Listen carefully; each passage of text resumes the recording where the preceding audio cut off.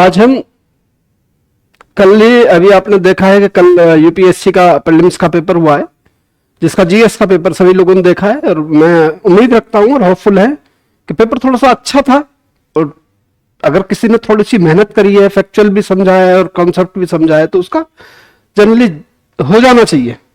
तो आज हम जो है वैद आईएएस में के जरिए के माध्यम से आज हम यूपीएससी के पेपर को एनालिसिस कर रहे हैं, जीएस फर्स्ट को। और उसमें सबसे पहले हम इंडियन पॉलिटी एंड गवर्नेंस ले रहे हैं। इंडियन पॉलिटी एंड गवर्नेंस में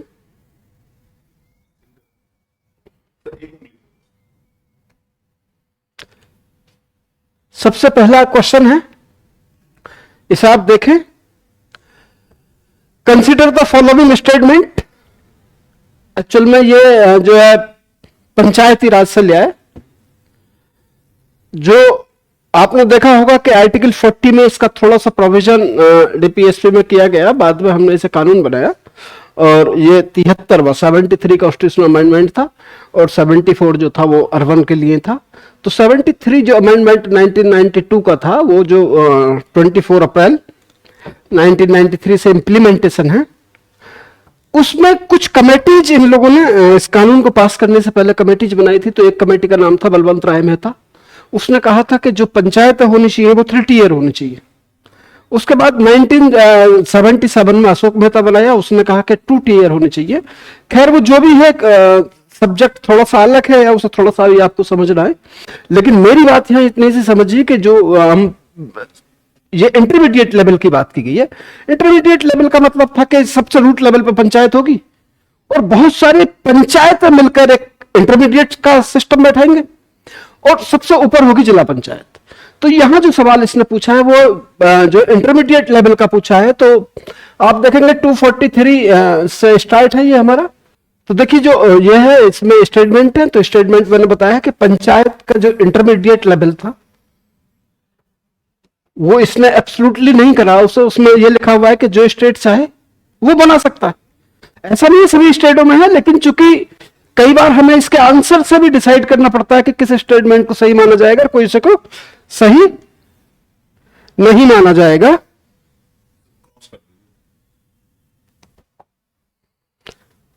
तो अब इसके जब हम इसके आंसर देखते हैं तो हम देखते हैं कि कहीं ना कहीं सब में कुछ ना कुछ ठीक है बात। तो ये जो फर्स्ट वाला इसने दे रखा है कि ये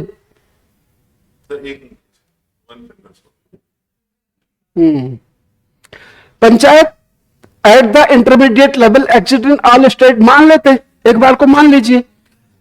हालांकि उसमें बलवंत राय मेहता ने कहा था कि 20 लाख से ऊपर की अगर पॉपुलेशन नहीं है तो उसे बनाने की कोई जरूरत नहीं किसी स्टेट में।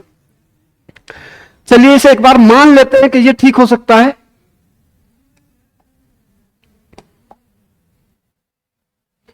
ठीक है, एक बार इसे मान लेते हैं, ठीक, क्योंकि इसके फिर ऑप्शन देखने हमें।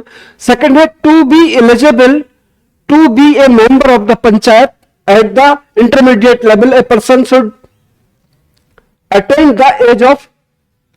देखिए इस बात का ध्यान रखिएगा, 30 एज की बात करता है। तो 30 एज की अगर आपने पॉलिटी पढ़ी है तो आपको पता ही कहीं है ही नहीं। सीधी सीधी बात है, अगर आपको एमएलए बनना है तो 25 होगी और एमपी बनना है तो तब भी 25 होगी। बस राज्यसभा के मेंबर्स के लिए और जो स्टेटों में विधान परिषद है उनके लिए 30 रखी गई है। ग्राम प्रधान बनने के लिए सरपंच कहते हैं 21 होनी चाहिए। तो ये स्टेटमेंट तो अपने आप में गलत हो रहा है कि यहां तो ऐसी कोई बात बैठती नहीं है कि भाई जब एमएलए एमपी बनने के लिए 25 वर्ष है तो इसके लिए 30 वर्ष कैसे हो जाएगी। तो ये बात आप करिए, ये बात तो किसी की बात तो है नहीं। ये स्टेटमेंट अपने आप गलत हो जाएगा। अगर यहां पर 21 रखता, 18 to 21 रखता, तब हम मान लेते एक बार को ठीक है, क्योंकि डिपेंड इस पर भी करता है ना। चलिए थर्ड में देखते हैं। Chief minister of the state constitute and commission of the review the financial position of panchayat at the intermediate level and making the recommendations regarding the distributions of net profit tax and duties liable by the state between। देखिए ये article 243I में ये provision है कि state government चाहे तो पंचायतों का चाहे वो एक लेवल हो तीनों लेवल हो, 243I में वो फाइनेंस कमीशन ऑफ स्टेट की बात करता है। जो पंचायतों और राज्यों के बीच में जो टैक्सेशन का डिस्ट्रीब्यूशन है वो किस फॉर्मूले से होगा, ये आर्टिकल 243 में ये बात कही गई है। तो ये बिल्कुल राइट है, ये बिल्कुल राइट है। और अगर वो यहां तीनों लेवल भी दे देता तो तीनों लेवल के लिए भी एक ही फाइनेंस कमीशन बनता है। जैसे आर्टिकल 280 में क्या है, इंडिया का फाइनेंस कमीशन ऑफ इंडिया, जो स्टेट और सेंटर के बीच में जो टैक्स का कलेक्शन है उसका डिस्ट्रीब्यूशन का फॉर्मूला बताता है। शायद ये भी क्वेश्चन पूछा गया है, अगर वो आएगा तो मैं उसको भी आपको डिस्कस करूंगा। तो एक तो 243I की बात की गई है, इसमें फाइनेंस कमीशन ऑफ स्टेट की बात की गई है, स्पेशली पंचायत और स्टेट के बीच में। कोई स्टेट चाहे, हालांकि ये एक अलग बात है कि स्टेट चाहे तो किसी को टैक्स लगाने की पावर दे सकता है, या किसी टैक्स को उसका कलेक्शन करने की पावर दे सकता है, उसका यूज करने की पावर दे सकता है। तो ये 243I है, ठीक है।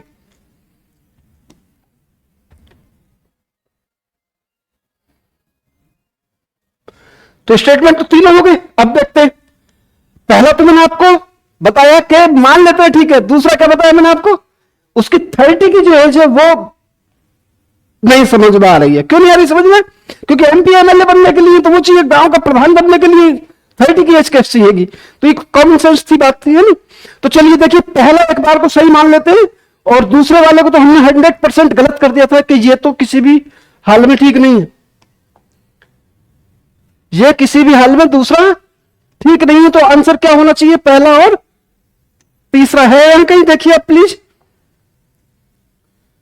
फर्स्ट और थर्ड। सी आंसर आएगा। क्या आएगा भैया?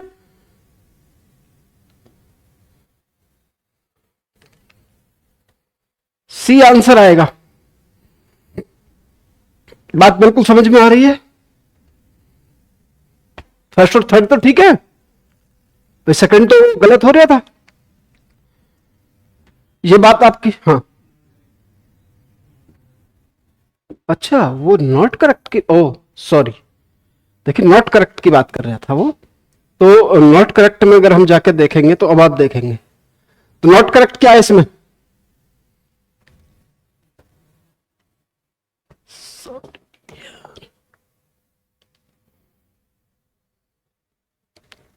तो मैंने कहा एक बार को हम कह सकते हैं, लेकिन सभी स्टेटों में है नहीं, ये बात ही नहीं, मैंने शुरू में बोला था। तो पहला और क्या है दूसरा, देखिए अब कहा पहला और दूसरा ए आंसर है। कौन सा आंसर है? ए आंसर है, नॉट करेक्ट। हाँ ये बात भी याद रखना, इसे अंडरलाइन करके चलना चीजों को कि करेक्ट कौन सा, नॉट करेक्ट किससे पूछा गया है। चलिए दूसरा क्वेश्चन पूछा गया, हालांकि ये प्रॉपर पॉलिटी का नहीं कह सकते, करंट अफेयर्स का है। अब चूंकि इसमें कई चीजें ऐसी दिख रही हैं आपको, प्रेसिडेंट ऑफ इंडिया, प्रधानमंत्री, है नहीं, चीफ जस्टिस ऑफ इंडिया, तो मान लेते हैं। चलिए तो देखिए, ऐसा है कि जो 1995 में इंडियन गवर्नमेंट ने गांधी पीस प्राइज की बात की गई, स्टार्ट किया गया, और इसमें लगभग 10 मिलियन की राशि दी जाती है, 10 मिलियन। तो सवाल था कि इतनी बड़ी इंडिया में से किस आदमी को छांटा जाए, कौन आदमी होना चाहिए वो ऐसा, तो जिन्होंने नॉन वायलेंस तरीके से किसी काम को किया हो, ऐसा आदमी को एवरी ईयर देने की बात की गई है। तो इसमें सबसे बड़ी बात यह है कि इसमें एक जूरी होती है, इसमें जूरी को ही पूछा है कि जूरी कौन है, ठीक, जूरी कौन है। तो इसमें क्या है कि इन्हें हटाइए आप, ये तो पीस प्राइज देते, लेकिन किसकी रिकमेंडेशंस पर देते हैं? तो प्रधानमंत्री उस जूरी के चेयरमैन होते हैं, जिसके 2 मेंबर होते हैं, एक तो चीफ जस्टिस ऑफ इंडिया और एक होते हैं leader of the opposition in Lok Sabha. 3 member की जूरी रिकमेंडेशन करती है किससे? प्रेसिडेंट ऑफ इंडिया से, उनसे कहती है कि इस आदमी को ये मिलना चाहिए। किस तरीके से? क्योंकि इन लोगों ने ऐसे ऐसे, जैसे अभी पिछले 2021 में इन्होंने जो गोरखपुर में है, कौन सी संस्था है वो, कल्याणी, गीता है सर, थोड़ा सा नाम निकल गया, हाँ गीता प्रेस, याद आया, गीता प्रेस जो गोरखपुर में, उसे उन्होंने दिया है। तो जूरी में कौन कौन लोग शामिल होते हैं? प्रधानमंत्री उस जूरी के चेयरमैन होते हैं, 2 मेंबर्स होते हैं जिनकी रिकमेंडेशंस पर राष्ट्रपति गांधी पीस प्राइज प्रोवाइड कराते हैं। बस। तो अब आप देखिए इसमें क्या है, इसमें पूछा है करेक्ट कोड को ढूंढना है हमें, करेक्ट को। तो क्या हो गया, 2, 3 और 4 कहीं है, 2, 3, 4, यानी कि इसका सी आंसर हो गया।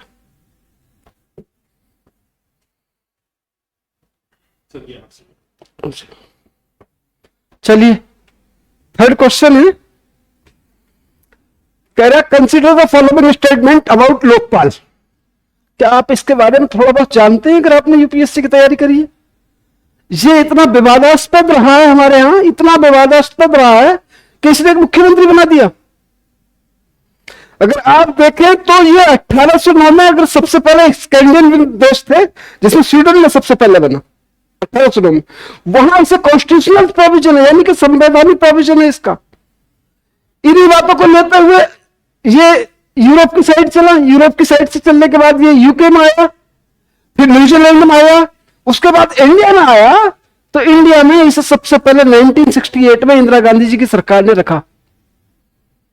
लेकिन इतना रहा कि कभी प्रधानमंत्री जी को इनके दायरे में ले रहे थे, कभी प्रधानमंत्री जी को इनके दायरे में नहीं ले रहे थे, और कभी किसी को ले रहे थे, कभी कुल मिला के बैठे रहे। लास्ट में आकर आपको पता ही है, केजरीवाल जी लेकर बैठ गए लोगों को, भाई ऐसे ऐसे बात है, लोकपाल बनाएंगे, रामलीला मैदान में बनाएंगे। भीड़ तंत्र की पहली निशानी है कि अकेला आदमी इसमें कुछ कर नहीं पाता, भीड़ इतनी इकट्ठी कर ली कि लोग उनके साथ आ गए। लेकिन गवर्नमेंट पे दबाव बना के इसे बिना पास करे बात बनेगी नहीं। मैं बहुत स्लोली नहीं बता पाया, तेज बता रहे हो, इसलिए आप थोड़ा सा इस बात पर ध्यान देंगे, क्योंकि इसे पढ़ाने लगेंगे तो 3 घंटे का टॉपिक है।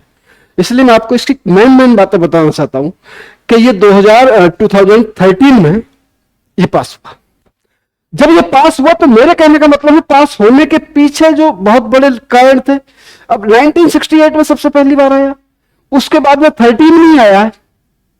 तो आप देख लें कितने वर्षों तक इसे टालती रही गवर्नमेंट है, कभी किसी के, कभी लोकसभा भंग हो रही थी, कभी सरकारें गिर रही थी। कुल मिला के बात कहने का यह है कि ये इस टाइम बिल्कुल बैठा हुआ है इंडिया में, ठीक। और अब ये किस हालात में बैठा हुआ है, उन हालातों पे क्वेश्चन इसने यूपीएससी ने पूछा है कि अब आप बताइए क्या क्या है इसमें। तो इसमें पहले तो हम देखें क्या पूछ रहा है, विच of the statement given correct. तो पहले तो इसे अंडरलाइन रख लिया जाए।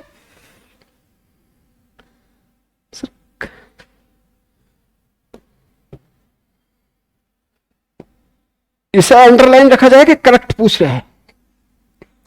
तो पहला स्टेटमेंट है इसमें, the power of the Lokpal applied to public servant. बिल्कुल ये बात तो पहले से चली आ रही थी कि भाई इन सरकारी लोक सेवकों को अंदर करो, पहले तो इन्होंने बड़ा करप्शन कर रखा है, ठीक।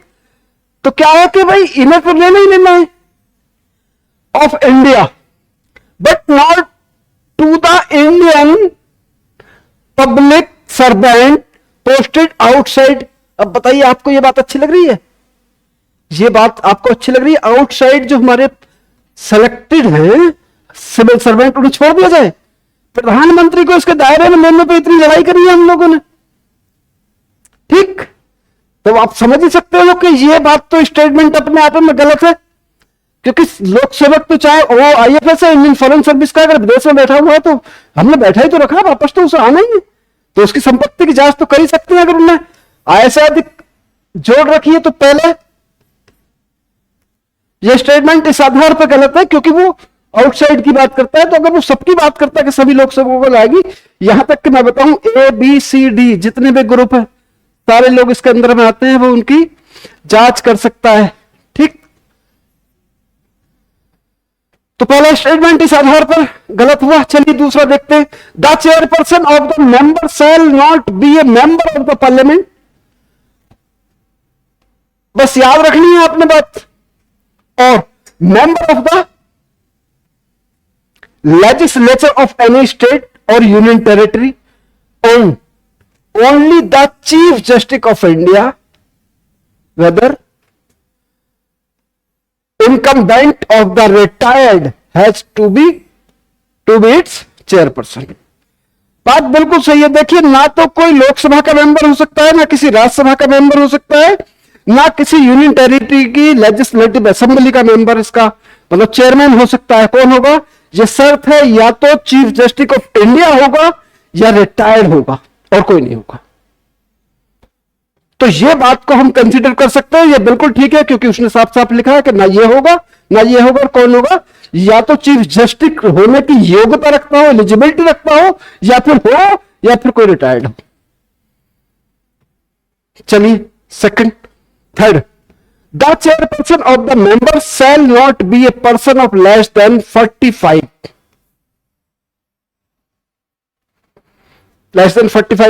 of age and the date of assuming office as the chairperson और member as the जो भी हो। चलिए देखिए 45, अब आप समझिएगा वो रिटायर्ड चेयरमैन होगा, रिटायर्ड सीजीआई होगा, तो कब होगा रिटायर्ड? वो कब होता है रिटायर्ड भाई? 65 में होता है। जब 65 में रिटायर्ड होगा तो फिर क्या होगा? 45 का कैसे हो जाएगा? यह जब हमने साफ साफ यहां पहले कह दिया कि वो मेंबर तो होगा नहीं, कौन होगा? चीफ जस्टिस होगा। चीफ जस्टिस कौन होगा? रिटायर्ड होगा। तो रिटायर्ड होने के बाद तो वो 65 का होगा, तो कम से कम 70 का होना चाहिए, इसके बीच में होना चाहिए। देखिए ये अब भी सेंस लगाना होता है कि हमें ये चीजें, जब चीफ जस्टिस रिटायर्ड होगा तो कहां होगा? 65 में होगा। चलिए थर्ड, अभी आप इसे रखिएगा।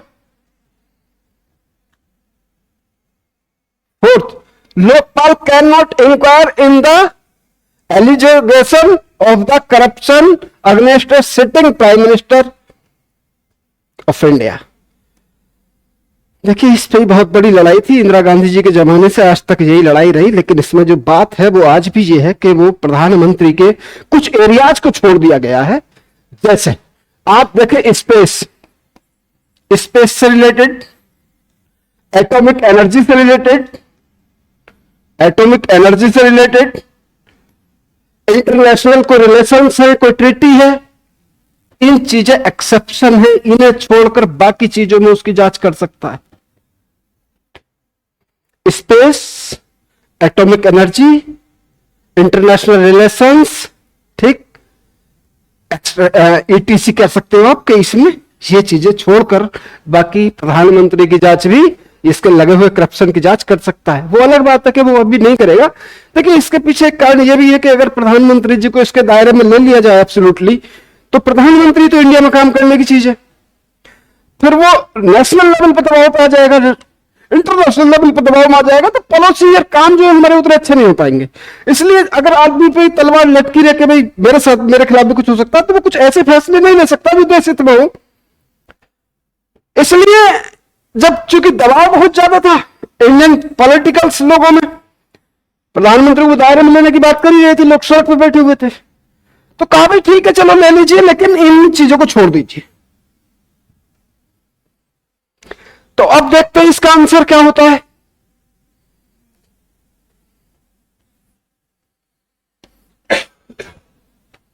B, second and third. तो देखिए मैं आपको यह बता रहा हूं कि जब भी आप किसी क्वेश्चन को सॉर्ट आउट करें बैठ के, पहली बात तो आप सॉर्ट आउट ही जब कर पाओगे जब इस चीजों को पढ़ लिया होगा, और अगर आप कभी नहीं पढ़ पाते हो तो इस तरीके से भी सेंस लगाते हैं। और तीसरा, एक क्वेश्चन को, यूपीएससी के क्वेश्चन को पकड़ने की एक टेक्निक ये भी होती है कि ऑप्शनल भी देख लिए जाए, ऑप्शन भी देखे जाए कि कहां कहां से पकड़ी जा सकती है चीजें, कि एक नहीं है तो अब एक कहां यहां है, तो ये तो हो ही नहीं सकता। और none of the above statement is correct, ये हो नहीं सकता क्योंकि कई स्टेटमेंट सही है बिल्कुल। तो फिर आदमी को सोचना थर्ड, ओनली थर्ड है नहीं, तो फिर ये हो गया। और मैंने आपको बताया ये एक्सेप्शन है, उसमें स्पेस को, एटॉमिक एनर्जी को, इंटरनेशनल रिलेशंस को छोड़कर क्या क्या और कर सकता है। A B C D group जितने भी हैं सबकी सर्विसों की, सबके जितने लोग हैं उनकी जांच कर सकता है, ऑल इंडिया सर्विस के लोगों की जांच कर देगा, सबकी करप्शन में जांच करेगा। चलिए अब ये है चौथा क्वेश्चन, मेरे ख्याल से 14 या 15 क्वेश्चन पूछे गए हैं पॉलिटी में, और वो बहुत ज्यादा ऐसे नहीं है कि आप उन्हें सॉर्ट आउट नहीं कर सकते, उन्हें इजीली आपने अगर पढ़ा होगा ना, सीधा सरसरी नजर से भी अगर किसी बुक्स को एक बुक्स को अगर आप पढ़ के चले गए होंगे तो मेरे ख्याल से काम हो जाएगा। देखिए क्या है, consider the following statement with regard the pardoning है नी power of president of India. देखिए मैं आपको बता रहा हूं कि आर्टिकल 72 में राष्ट्रपति को कुछ पावर्स दी गई है कि जुडिशरी की। एक्चुअल में जुडिशरी की पावर प्रेसिडेंट को देना, इसके पीछे एक लॉजिक यह था कि भाई कोई भी ऑर्गेनाइजेशंस ह्यूमन एरर से अलग नहीं है, गलतियां वो कर सकता है। तो ऐसा ना हो कि जल्दबाजी में सुप्रीम कोर्ट ने या किसी संस्था ने किसी आदमी को कोई सजा, ऐसी डेथ पेनल्टी दे दी। तो इसलिए हमारे संविधान सभा के लोगों ने कहा, कॉन्स्टिट्यूशनल असेंबली के लोगों ने कहा कि भाई एक अंतिम राइट एक्यूज्ड के पास होना चाहिए, प्रेसिडेंट से वो जाके कह सके, ठीक।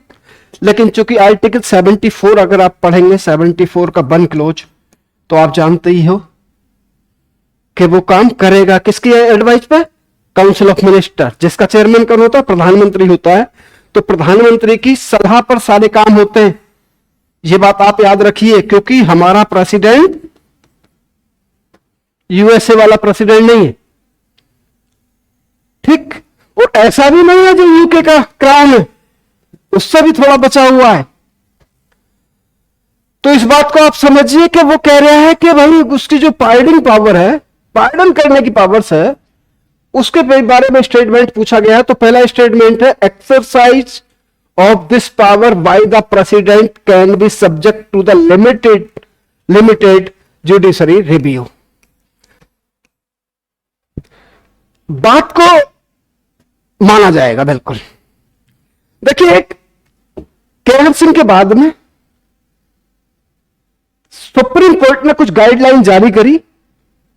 पहले तो उन्होंने यह बात कही कि सुप्रीम कोर्ट ने प्रेसिडेंट से कही कि आप जितनी जल्दी हो सकता है उतनी जल्दी किसी फाइल पे आप फैसला लीजिए, क्योंकि बहुत ज्यादा डिले करना, समय से न्याय ना मिलना भी एक तरह से अन्याय हो जाता है। तो कोशिश कीजिए, और अगर मान लीजिए हमने किसी को डेथ पेनल्टी दी है तो आप हमें यह तो बता ही सकते हैं कि भाई आखिर हमने इसे जो माफ किया वो क्यों किया।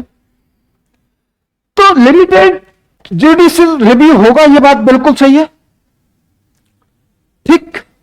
सेकंड है कि the president can exercise this power without the advice of the central government. यह बात मैंने आपको पहले ही बता दी कि आर्टिकल 74 यह बात कहता है कि जो भी काम राष्ट्रपति करेगा वो किसकी एडवाइस पे करेगा, पीएम प्लस उसकी पूरी कंपनी, काउंसिल ऑफ मिनिस्टर के कहने पर करेगा, बाकी कोई काम नहीं करेगा। तो ये स्टेटमेंट अपने आप में गलत हो गया। तो अब देखते हैं, करेक्ट पूछ रहे हैं क्या? हाँ करेक्ट। तो करेक्ट क्या है?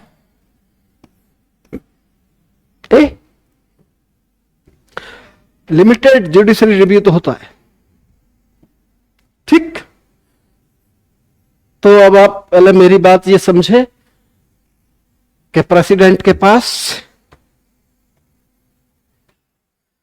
भारत के किसी भी कोर्ट द्वारा दी गई मौत की सजा को माफ कर सकता है, लेकिन इसका मतलब यह नहीं है प्रेसिडेंट अपने आप में कोई फैसला लेगा। प्रेसिडेंट आर्टिकल 74(1) में साफ साफ लिखा है कि प्रधानमंत्री की और उसकी मंत्रिपरिषद की एडवाइस के बिना कोई काम नहीं करेगा। तो आप देखेंगे कि इसका जो सेकंड स्टेटमेंट है वो गलत इस आधार पर है और फर्स्ट ठीक है। तो आंसर क्या हो गया? ए। चलिए भाई पांचवा देखते हैं। पांचवा क्वेश्चन है, consider the following statements on the dissolutions of the house of the people the speaker shall not vacate his her office until immediately before the first meeting of the house of the people after the। देखिए statement तो बिल्कुल ठीक है। ये बात कहता है कि जो पुराना वाला स्पीकर है, लोकसभा स्पीकर है, वो तब तक अपनी पोस्ट को वैकेंट नहीं करता है जब तक उसका सक्सेसर नहीं आ जाता है, उत्तराधिकारी नहीं आ जाता है। ये बात बिल्कुल सही है। According to the provision of the constitution of India, member of the house of the people on being elected shall be resign from political immediately party. The Speaker of the House of the People may be removed from his or her office of the House of the People passed by the majority. The member of the House provide that no resolution be moved unless at least 14 days notice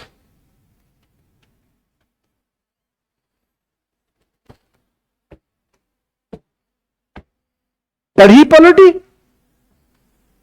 parliament भी पढ़ी होगी इसमें, फिर लोकसभा पढ़ा होगा।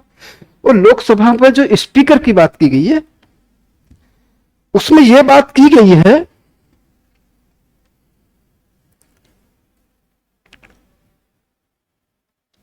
कि अगर किसी लोकसभा स्पीकर को हटाया जाएगा तो वो मेजोरिटी से हटाया जाएगा, ठीक। और ये भी शर्त है उसमें कि उसको हटाने से पहले 14 डेज का एक नोटिस दिया जाएगा, जैसे कि प्रेसिडेंट के मामले में आर्टिकल 61 में गई है इंपीचमेंट की बात। और इंपीचमेंट में यह बात है कि 14 डेज पहले इंफॉर्मेशन नोटिस एक दिया जाएगा। तो इसका यह भी ठीक है और इसका यह भी ठीक है, यानी कि इसका आंसर होता है डी। क्या है आंसर? होता है डी। और डी का मतलब है तीनों ठीक है। देखिए अब ये है 6 क्वेश्चन है। If any question arise as to whether a member of the House of the Peoples has become subject to disqualification under the Schedule 10th, the President decision in accordance with the opinion of the Council of Ministers shall be final। भाई थोड़ा सा संभाल कर रहना। देखिए ये उस time उस सिचुएशन में ये बिल पास हुआ था जब इंदिरा गांधी जी को 411 सीटें मिली थी, आज तक के इतिहास में किसी को नहीं मिली हैं। तो राजीव गांधी जी को, तो उन्हें सबसे बड़ा डर यही सता रहा था कि ऐसा ना हो कि कोई तोड़ ताड़ के ले जाए और मेरी सरकार गिरा दे, इसलिए उन्होंने 52 कॉन्स्टिट्यूशनल अमेंडमेंट 1985 में किया और एक 10 शेड्यूल कॉन्स्टिट्यूशन में जोड़ा और उसमें यह प्रोविजन कर दिया था कि भैया अगर आपने इधर उधर करा तो फिर लोकसभा स्पीकर के पास ये पावर थी कि वो हटा सकता है। तो इसका सुप्रीम कोर्ट में जुडिशरी रिव्यू हुआ और सुप्रीम कोर्ट के जुडिशरी रिव्यू में ये बात रखी गई कि ठीक है भाई, अगर कोई सब्जेक्ट इस तरह का होता है कि डिस्क्वालीफाई हो गया है 10 शेड्यूल में, 10 शेड्यूल के जरिए, तो प्रेसिडेंट डिसीजन इन किसके अकॉर्डिंग करेंगे? The opinion of the council of minister shall be final. बात गलत है, लोकसभा स्पीकर वगैरह आएंगे, उसमें पार्टी के चेयरमैन होंगे, ठीक। चलिए, there is no mention of the word political party. आप देखिए political party in the constitution of India, ये बिल्कुल सही बात है कि उसमें ऐसी कोई बातें नहीं लिखी गई है। और उसमें नहीं लिखी गई का मतलब यह है कि यहां अगर आप देखेंगे तो 1985 के बाद में राजनीतिक पार्टी संविधान में देखने को मिल जाती है, उससे पहले संविधान में मेंशन नहीं थी, ठीक। तो क्या हो गया भाई, इफ द क्वेश्चन अराइज ये हो जाता है तो प्रेसिडेंट, तो आंसर हो गया डी। ना पहला सही है और ना दूसरा सही है, पहला भी गलत है और दूसरा भी गलत है। देखिए ये बात बिल्कुल सही है, आंसर हो गया ए। आंसर हो गया ए, क्योंकि ये बात बिल्कुल सही है। चलिए, which of the reference of the Indian polity consider the following statement. देखिए ये बात सही है, an ordinance can amend by central act. पहली बात तो आप समझिए ऑर्डिनेंस क्या है। देखिए ये अब चूंकि सेंट्रल गवर्नमेंट की बात करेगा तो सेंट्रल गवर्नमेंट का ही माना जाता है, तो 1, 2, 3 आर्टिकल है, उसमें प्रेसिडेंट के पास एक क्या है, ऑर्डिनेंस निकालने की पावर है। ऑर्डिनेंस एक्चुअल में यह है कि जब कभी पार्लियामेंट का कोई भी हाउस सेशन में ना हो और ऐसी सिचुएशन जनरेट हो जाए जिससे एक नए कानून की हमें जरूरत हो, तो राष्ट्रपति एक ऑर्डिनेंस इशू करते हैं। जब वो ऑर्डिनेंस इशू करते हैं तो ऑर्डिनेंस का जो इफेक्ट है वो वैसा ही होता है जैसे पार्लियामेंट के द्वारा पास किसी बिल का होता है, कानून का। बस कानून लंबे समय तक इंप्लीमेंटेशन हो सकता है, लेकिन ये 6 वीक होगा, ठीक 6 वीक होगा। अब 6 वीक की बात है तो 6 वीक कैसे होगा, कब होगा, तो ये मिनिमम 6 वीक और मैक्सिमम 6 महीने हो जाता है, ठीक। तो इसकी कंडीशंस, पहली कंडीशंस तो ये है कि पार्लियामेंट का कोई भी हाउस सेशन में ना हो तब निकलेगा।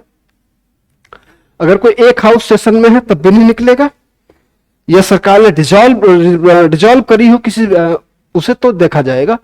तो ये बात बिल्कुल ठीक है कि ordinance can be amend by the central act, central act में अमेंड कर सकती है, बिल्कुल सही बात है। सेकंड बात है an ordinance can come into effect from backdate, ये बात भी बिल्कुल सही है, बैकडेट से भी होगा। लेकिन यहां ये बात जो कहता है कि वो कैन एब्रिज ए फंडामेंटल राइट, मैंने आपको ये बात बताने वाला हूं कि देखिए दो चीजों में जो ऑर्डिनेंस है वो बदलाव नहीं कर सकता। पहला, ऑर्डिनेंस के जरिए ना तो फंडामेंटल राइट को कम किया जा सकता है और ना उसे वायलेंस किया जा सकता है, ना छीना जा सकता है, ठीक। पहली एक्सेप्शन है उसकी, पहली शर्त है ये। दूसरी शर्त है कि अगर कॉन्स्टिट्यूशन अमेंड करना हो, संविधान में संशोधन करना हो, तब भी ऑर्डिनेंस के पास ये पावर नहीं है, तब भी ऑर्डिनेंस के पास ये पावर नहीं है कि वो क्या कर दे, अमेंडमेंट कर दे सब। तो देखिए वो फंडामेंटल राइट में तो अमेंडमेंट नहीं कर सकता, यानी कि और संविधान में संशोधन नहीं कर सकता, दो काम नहीं कर सकता। तीसरा है कि an ordinance can be come into the effect from the backdate.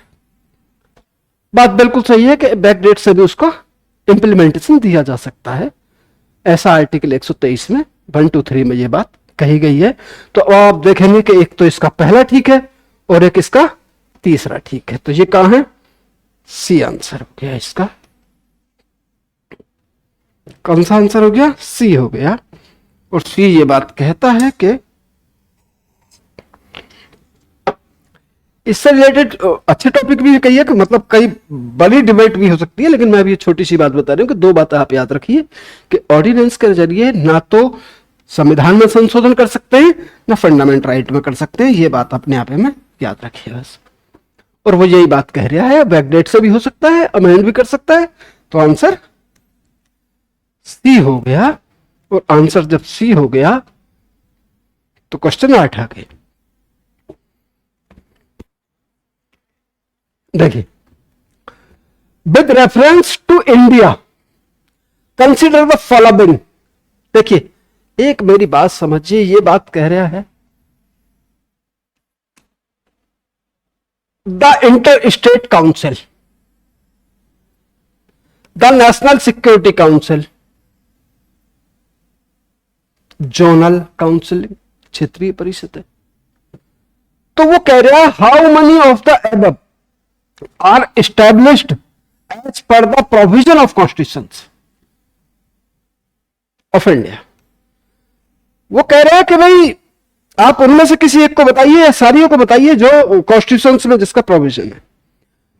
तो देखिए आर्टिकल 263 में इस बात का तो प्रोविजन है, ठीक। जिसका चेयरमैन केंद्रीय गृह मंत्री होगा और सारे स्टेटों के मुख्यमंत्री होंगे, प्रशासक होंगे, जो इंटर स्टेट काउंसिल की बात करता है। ठीक, छोटे मोटे विवादों को सॉर्ट आउट करते हैं। 1990 में पहली बार बनी थी, अभी तक इसकी कितनी बैठकें हुई हैं? अभी अभी बैठक हुई है एक। ठीक, 263 में इसकी बात की गई है, बाकी कॉन्स्टिट्यूशंस में इनका कहीं कोई प्रोविजन नहीं है। तो आंसर क्या हो गया? ओनली ए। क्यों? क्योंकि आर्टिकल 263 में इंटर स्टेट काउंसिल की बात की गई है, ना कि सिक्योरिटी काउंसिल की बात की गई है। ठीक, चलिए भाई, अब देखिए इसे और देखिए, अब आप समझिए। कंसिडर द फॉलोइंग, इन्हें मिला लीजिए भाई। ये कहता है कि Arunachal Pradesh, the capital is name after a fort, Ita fort, बिल्कुल सही बात। एंड स्टेट है 2 नेशनल पार्क, नाम सुना हो, नामदफा नेशनल पार्क, तो बिल्कुल सही बात है कि ईटानगर का नाम एक किले पे पड़ा जिसका नाम ईटा है, और 2 वहां नेशनल पार्क है, ये बात बिल्कुल सही है। तो इसका मतलब ये स्टेटमेंट ये ठीक है। ठीक, दूसरा कहता है नागालैंड, कह रहे the state come into existence on the base of the constitutional amendment. तो हम आपको बता रहे 13th कॉन्स्टिट्यूशनल अमेंडमेंट हुआ 1962 में, जिसके जरिए नागालैंड आया।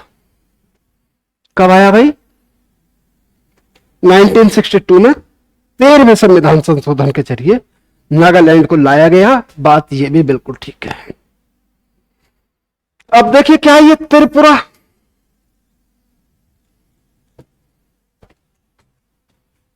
क्या कह रहे हैं? इनिशियली पार्ट सी बिल्कुल सही बात है, क्योंकि हमने जब भी भाग 1 में रखा है तो 3 तरीके से रखा है, A B C. State it become a centrally administered territory, केंद्र शासित प्रदेश था, कह सकते हो यूनियन टेरिटरी था, with the recognisation of state in राज्य पुनर्गठन अधिनियम 1956 के द्वारा, and later attend the status of the full fledged state. यह बात है जब हमने नॉर्थ ईस्ट एरिया रिकॉग्नाइज्ड 1971 में एक बिल पास करा,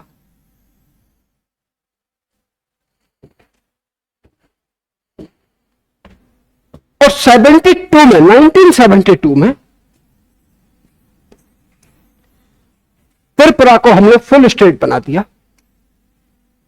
यानी कि ये 1956 तक यूनियन टेरिटरी था जब हमने इसे रखा, 71 तक।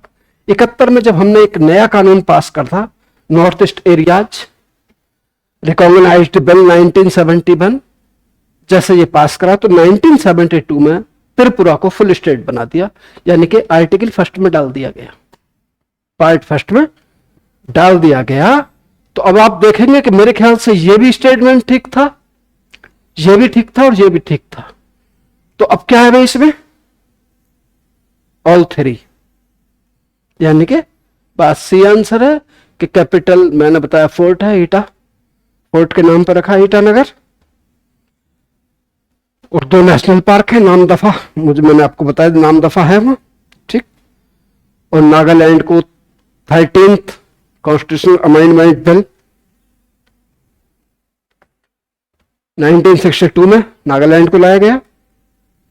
ठीक, और त्रिपुरा को 72 में इसे फुल स्टेट बनाया, फुल फ्लैश्ड स्टेट बनाया। तो इसका मतलब आंसर, यानी कि तीनों सही है, तो आंसर सी हो गया। चलिए 10वां,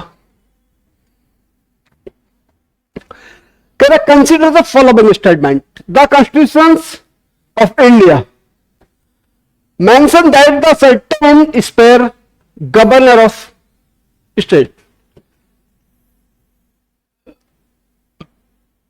act in her discretions. President of India can offer her own reserve bill passed by the state legislature. बिल्कुल सही बात है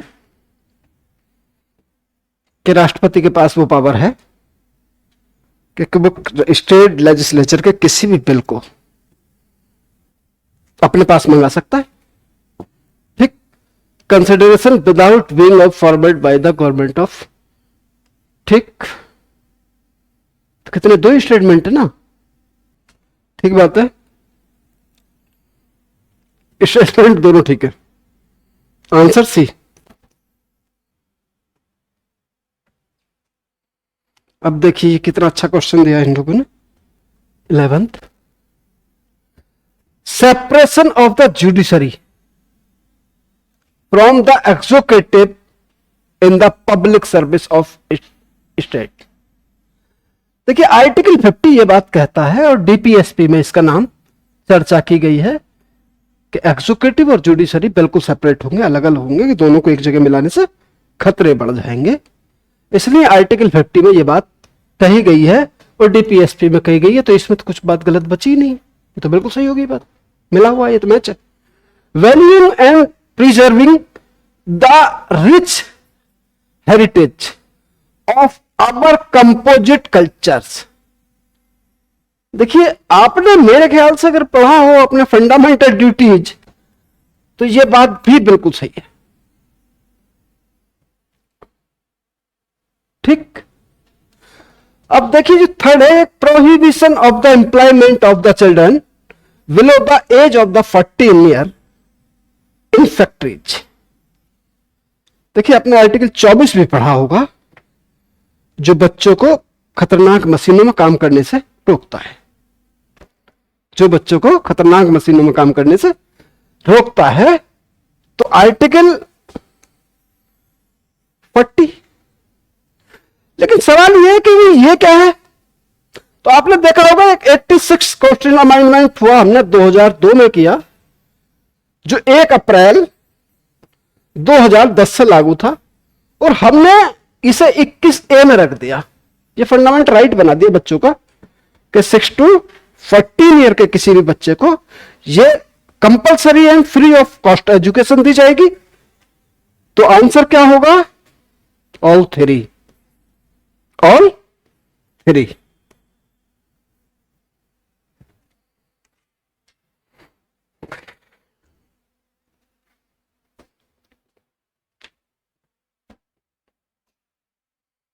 चलिए अब देखते हैं। Consider the following statement with reference to the constitution of India. If an area in a state in the declare as schedule areas, बिल्कुल ठीक है जी। 5th और 6th दो शेड्यूल है, ठीक। 5th schedule, the state government lost its executive power in the such area, local body assumes total administration. देखिए जब कभी आप यूसीसी पढ़ेंगे अच्छे से, यूसीसी में एक चीजें समझेंगे तो आपको ये बात समझ में आ जाएगी कि हमारे संविधान ने 2 आर्टिकल ऐसे बनाए हैं, एक तो 371 और एक है 244।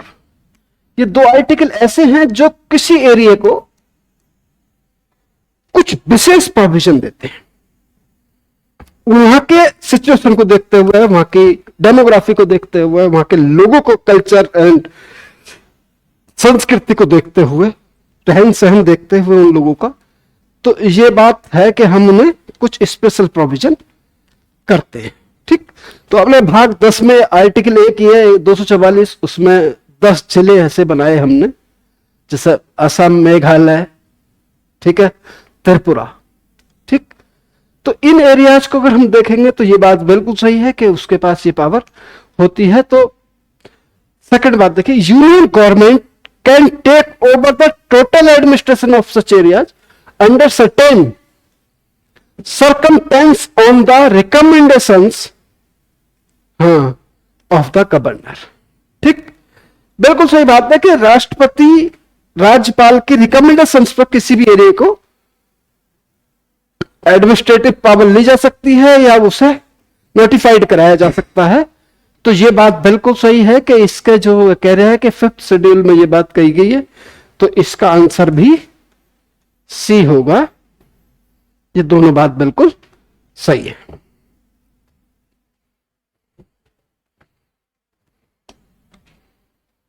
चलिए 13, consider the following subject under the constitution of India, union list in the 7th schedule. आपको पता है ना, आर्टिकल 246 में यह बात की गई है कि 3 शेड्यूल की बात की गई है। क्या है? एक तो ये 7वां शेड्यूल है, एक है यूनियन लिस्ट, एक है स्टेट लिस्ट, एक है कंकरेंट लिस्ट, है नी। तो ये 3 लिस्टों की बात की गई है। तो क्या कह रहा है कि union list in the 7th schedule, बिल्कुल सही बात है, 7th शेड्यूल में है union list. Extent of the executive power of state, राज्य की कार्यपालिका शक्तियों का विस्तार कौन कर सकता है? तो यह भी सेंट्रल गवर्नमेंट कर सकती है, स्टेट गवर्नमेंट अपने आप में नहीं कर सकती है। ठीक। थर्ड है condition of the governor of office for the constitution amendment bill respect the above rectifications by the legislature not less than 1/2 of the state. अच्छा,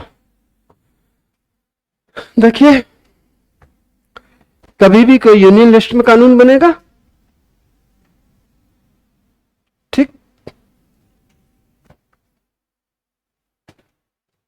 तो ये और ये, 1 और 2 कहां है? 1 और 2, ए आंसर। कौन सा? A answer. अब शायद एक क्वेश्चन लास्ट बचा हो। विच of the following statement with the regard the recommendation of the 5th and finance commission of India.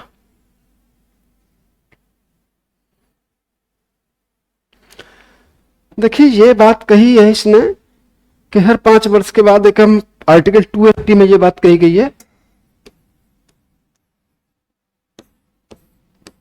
कि सेंटर और स्टेट के बीच में जितना टैक्सेशन का कलेक्शन हुआ है वो कैसे कैसे बांटा जाएगा, इसकी रिकमेंडेशन करने के लिए आर्टिकल 280 में फाइनेंस कमीशन ऑफ इंडिया की बात की गई है, जो संविधान के लागू होने के बाद 1 वर्ष के बाद और प्रत्येक 5 वर्ष के बाद, एवरी 5 ईयर के बाद बनाया जाता है। 5 मेंबर्स होते हैं और उसकी रिकमेंडेशन नेक्स्ट 5 ईयर तक इंप्लीमेंटेशन होती है। तो अभी तक इंडिया में सिर्फ 14 कमीशन बने थे, लेकिन 15वां कमीशन जो एनके सिंह थे उनकी अध्यक्षता में बना। तो उन्होंने क्या क्या रिकमेंडेशन की है उनमें आप समझिए, इतनी सी बात समझिए कि सेंट्रल और स्टेट के बीच के इकोनॉमिक रिलेशन को मेंटेन करने के लिए हमारे पास एक ऑर्गेनाइजेशन है, हमारे पास एक प्रोविजन है आर्टिकल 280 में, उसका नाम क्या है? फाइनेंस कमीशन ऑफ इंडिया, जो एवरी 5 ईयर बनाया जाता है। ठीक, तो जब 280 में पढ़ाऊंगा तो आपको पता लगेगा कितना बड़ा आर्टिकल है। तो अभी इतनी सी बात समझिए आपके उसने क्या क्या रिकमेंडेशन की है, सीधी नेट पर मिली हुई है, आप ढूंढ सकते हो जाके। ठीक, इसने कहा है it the recommendation grant of 4800 crore from the year इतने इतने टू इतने इतने स्टेट इनहेंस एजुकेशन आउटकम। तो आप चेक करेंगे, बिल्कुल सही बात है, उतना पैसा उसने दिया है, इतना खर्चा करने की बात की गई है। देखिए यहां जो इसने लिखा है कि 45% of the net profit the union tax are to be the share with the state. यह बात बिल्कुल गलत है, क्योंकि 42 14वें वित्त आयोग ने की थी 42 की बात, लेकिन इन लोगों ने करी है 41 की बात, यानी कि 1% इन्होंने घटाया है। तो यह बात तो गलत है, यहां 41 है ना कि 45 है। ठीक, ये इतने करोड़ रुपए performance based incentive for the all state for the carrying out agriculture reform. बिल्कुल सही बात है, लिखा हुआ है, आप देखेंगे उसकी रिकमेंडेशन आप पढ़ेंगे तो मिल जाएगा आपको। फोर्थ, देखिए ये बिल्कुल पहला स्टेटमेंट बिल्कुल सही है, दूसरा गलत है क्योंकि 41 है, तीसरा ये बिल्कुल सही है। चौथे की बात करते हैं, tax effort criteria to reward fiscal performance, select the correct.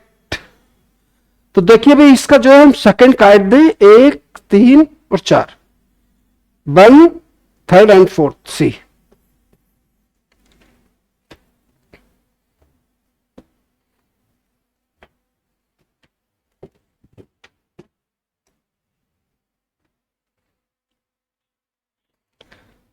Fifteenth देखें, with reference to the Indian polity consider the following statement: the governor of state is not answerable to any court for the exercise and performance of the power and duties office के समय में कोई भी governor, ये बात बिल्कुल सही लिखी हुई है 361 में,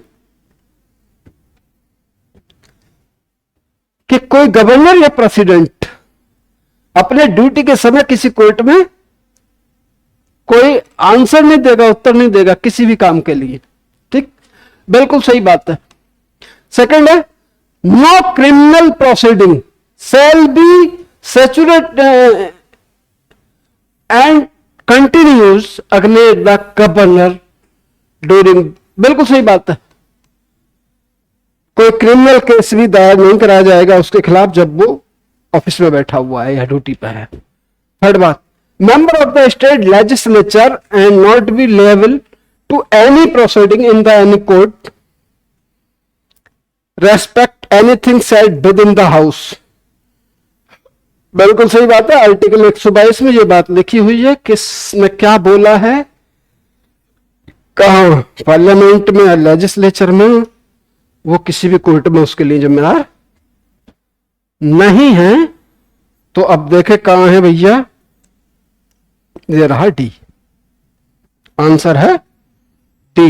तीनों बात बिल्कुल सही है कि ना तो गवर्नर से ना प्रेसिडेंट से ये काम करवाया जा सकता है। Consider the following statement, in India state government have no power of the making rule for grant of concession in the respect of extraction of the minor minerals even though such minerals are located in their territories।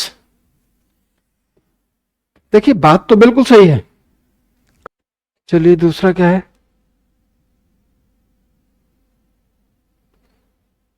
in India the central government has the power of notified minor mineral under the relevant law which of the correct। देखिए ये बात बिल्कुल सही है, second वाली बात बिल्कुल सही है, लेकिन ए वाली बात बिल्कुल गलत है। तो statement first is correct, not correct, कहीं है भी देखो, not correct but statement C correct, D answer.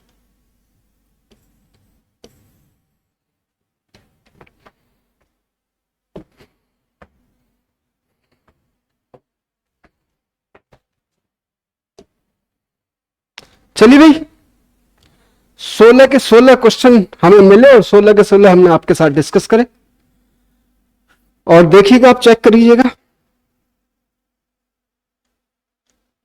कहीं अगर आपको कहीं गलत नजर आए, लगे कि ऐसा है, तो आप वैद ICS में बात कर सकते हैं। और सोर्स की अगर आप बात करें कि सोर्स आप देखेंगे कि लक्ष्मीकांत तो आप सभी पढ़ते ही, लक्ष्मीकांत है ही, और कोई टेक्स्ट बुक देख लीजिए, लक्ष्मीकांत तो एक्चुअल में गाइड है, तो एक टेक्स्ट बुक देख लीजिए, DD बसु देख लीजिए, बृजकिशोर शर्मा देख लीजिए, ठीक है। और पार्लियामेंट से रिलेटेड अगर आप देख सकते हो तो आप देखिए NCERT देख लीजिए, या फिर हमारी संसद का सुभाष कश्यप वगैरह देख लीजिए। ऑथेंटिक बुकें हैं, अच्छी बुकें हैं, अगर आप देखना चाहें तो इन्हें देख सकते हैं। ठीक है, थैंक यू सो मच।